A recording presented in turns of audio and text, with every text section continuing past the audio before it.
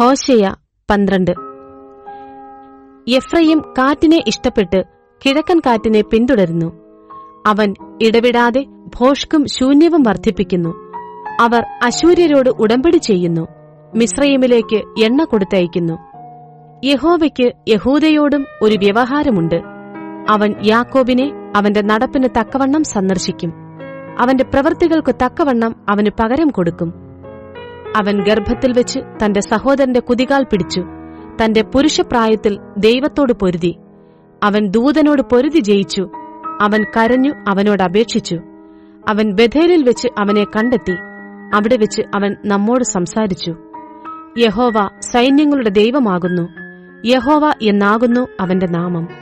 അതുകൊണ്ട് നീ നിന്റെ ദൈവത്തിന്റെ അടുക്കലേക്ക് മടങ്ങിവരിക. ദയയും ന്യായവും പ്രമാണിച്ച് ഇടവിടാതെ നിന്റെ ദൈവത്തിനായി കാത്തുകൊണ്ടിരിക്ക. അവൻ ഒരു കനാന്യനാകുന്നു, കള്ളത്തുലാസ് അവന്റെ കയ്യിലുണ്ട്, പീഡിപ്പിപ്പാൻ അവൻ ആഗ്രഹിക്കുന്നു. എന്നാൽ എഫ്രയീം, ഞാൻ സമ്പന്നനായി തീർന്നു, എനിക്ക് ധനം കിട്ടിയിരിക്കുന്നു, എന്റെ സകല പ്രയത്നങ്ങളിലും പാപമായ യാതൊരു അകൃത്യവും എന്നിൽ കണ്ടെത്തുകയില്ല എന്നിങ്ങനെ പറയുന്നു. ഞാനോ മിസ്രയീം ദേശം മുതൽ നിന്റെ ദൈവമായ യഹോവയാകുന്നു.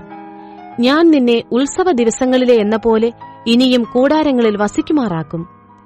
ഞാൻ പ്രവാചകന്മാരോട് സംസാരിച്ച് ദർശനങ്ങളെ വർദ്ധിപ്പിച്ചു. പ്രവാചകന്മാർ മുഖാന്തരം സദൃശ്യവാക്യങ്ങളെയും പ്രയോഗിച്ചിരിക്കുന്നു.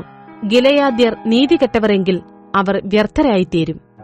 അവർ ഗിൽഗാലിൽ കാളകളെ ബലി കഴിക്കുന്നുവെങ്കിൽ അവരുടെ ബലിപീഠങ്ങൾ വയലിലെ ഉഴച്ചാലുകളിലുള്ള കൽക്കൂമ്പാരങ്ങൾ പോലെയാകും.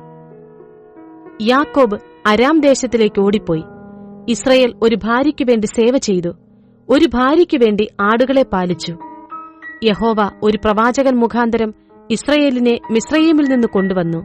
ഒരു പ്രവാചകനാൽ അവൻ പാലിക്കപ്പെട്ടു. എഫ്രയീം അവനെ ഏറ്റവും കൈപ്പോടെ കോപിപ്പിച്ചു.